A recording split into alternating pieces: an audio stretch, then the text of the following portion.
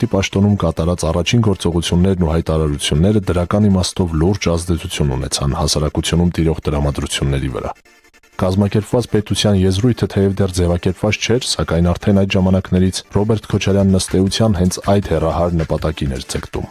Մարդկանց մեջ հույս արթնացավ, որ տեսանելի ապագայում երկիրը կարող է ոտքի կանգնել։ Դեռ 97 թվականը չէր ավարտվել, այսինքն Քոչարյանի վարչապետ նշանակվելու պահից չէր անցել նույնիսկ 1 տարի, ինչ մարդիկ որոշակի եւ իրական փոփոխություններ զգացին իրենց առօրյա կյանքում։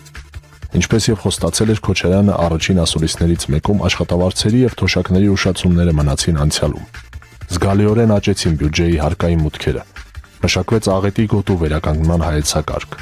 Արդեն իսկ կատարված էին առաջին քայլերը կառավարման համակարգի արդյունավետության բարձրացման եւ տնտեսության առողջացման ուղղությամբ։ Մասնավորապես, ստվերի մի զգալի հատված վերադարձվել էր հարկային դաշտ։